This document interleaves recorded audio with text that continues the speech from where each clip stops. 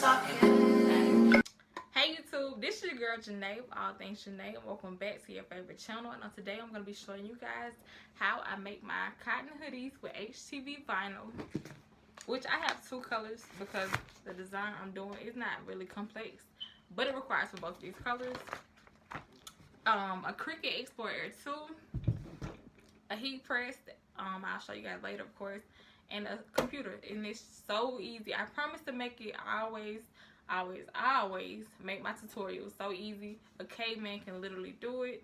You guys have been giving me feedback lately about how easy it is to follow and do the different things you guys like to do. So I'm gonna keep the momentum going and continuously make it as easy for you guys as possible as I can. Okay, so for this first step, we're just gonna head on over to Etsy to purchase the design that you can see in this video. And once you purchase the file, you just go ahead and hit download next to the file. And once you get to this screen, you're just gonna hit download one more time. Okay, so with this particular file, it didn't download directly. It actually downloaded an Adobe document, and then I had to click the hyperlink from there. And from there, it took me to this creator's Google's Drive to download the files. And now I'm just going to import the file directly into my Cricut.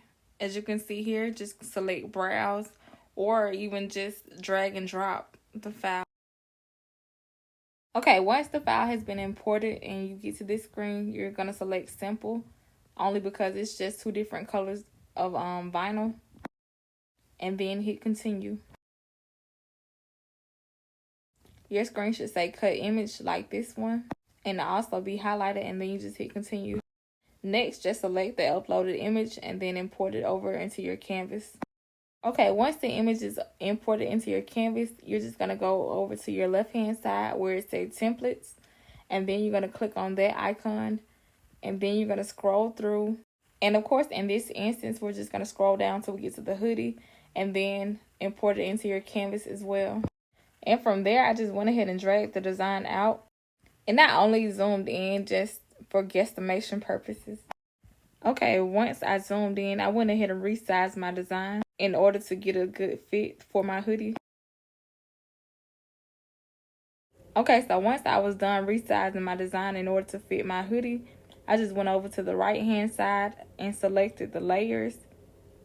And then I closed off the pink tabs on each one because I solely wanted to just select the words that are in white, and then I wanted to just go ahead and cut those words.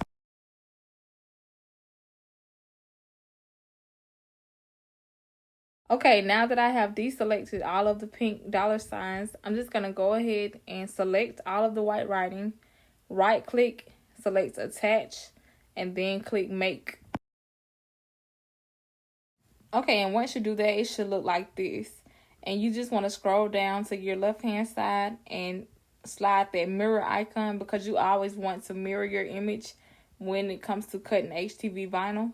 As you can see in this clip, once you slide the mirror icon, it's going to turn green.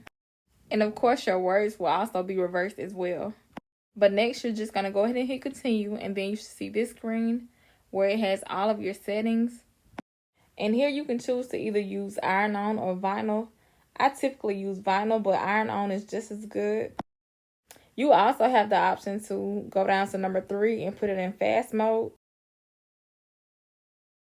Okay, so now before we actually press start on our machines, I'm just going to show you guys how I load my cutting mat with HTV vinyl.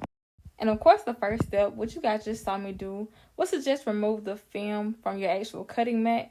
And that is just in place to prevent any hairs, fibers, any dust or anything like that from sticking to your mat, so you won't have to constantly wash it. Now I'm going to just take my HTV vinyl and align it with the exact measurements as I seen on my screen. Okay, so as you can see here, I'm a bit of perfectionist, so I was trying to get everything to match up exactly how it's supposed to.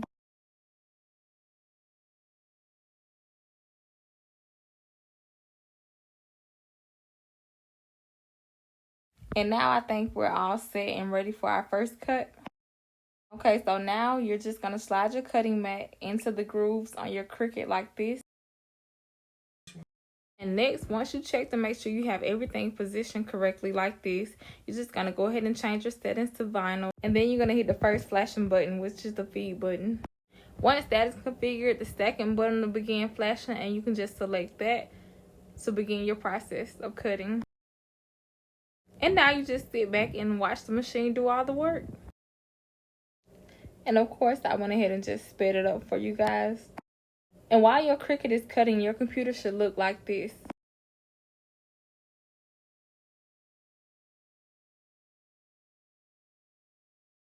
Okay, so now that I have my white HTV vinyl all cut, I'm just going to go back in and then do the opposite of what I did the first time.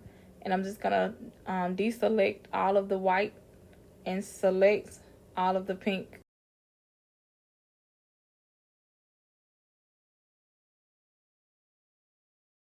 Okay, so once you have all the pink selected, you're just going to highlight it. And then you're going to attach it like you did the first time. And then you're going to select make.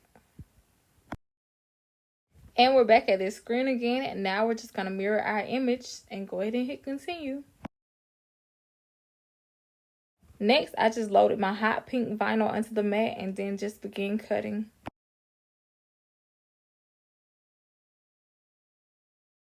Okay, so now that both colors are done cutting, I can just go ahead and begin the weeding process.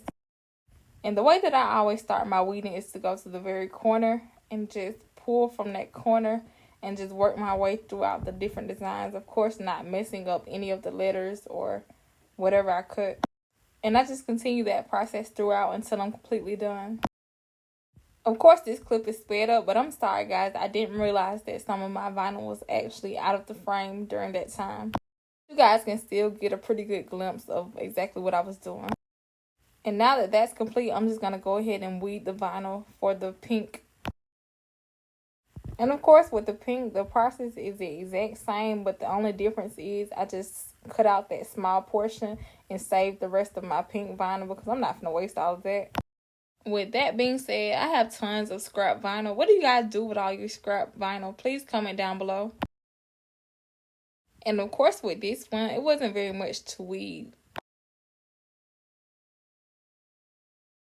Okay, so now that I have all my vinyl cut and weeded, I just went ahead and set my heat press to 320 degrees Fahrenheit for 60 seconds. And I just went ahead and did a pre-press on the actual hoodie. And of course, with a pre-press, it doesn't have to be perfect. Your aim is just to get out any wrinkles or any moisture out of your garment. Okay, so now that the pre-press is already completed, we're just going to head on over to the table for design placement. And of course, I'm going to start off with the white layer first just to get a good estimate of where everything should go. Okay, so with this particular hoodie, for some reason, I didn't have a whole lot of space as far as the design placement. But usually, I would go probably at least 2 inches under the hood and then place my design. But like I said, once again, there wasn't a lot of space to really work with. So as you can see, I just went ahead and cut off a little snippet to make it a little better. And then I did the placement over again. Okay, so once I got the placement correct, I always just get a second look by lifting up my garment and then looking at eye level to see and make sure that it's not crooked or anything of that nature. After I got the second look, I just simply went ahead and take my design down just so it wouldn't move in transition. And then I headed over to my heat press. Okay, so as you can see here, I'm just doing a little repositioning just to make sure my hood doesn't get in the way of anything. But I have my heat press set to 320 degrees Fahrenheit at 60 seconds. And we're just going to press that first layer. Okay, so now that the first layer has been pressed, I'm just going to take a few seconds for it to cool off.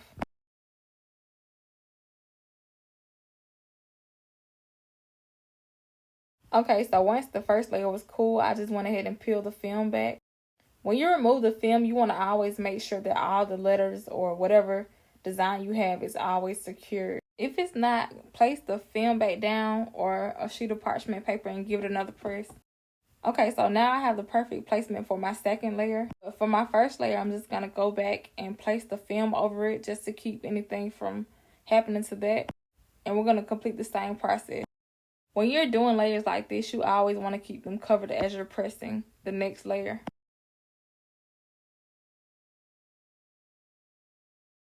Okay, so now that my second layer has been pressed, I waited for it to cool down.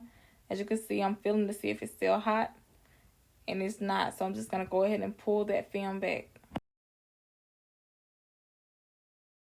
And now I'm just going to go ahead and unplug my heat press.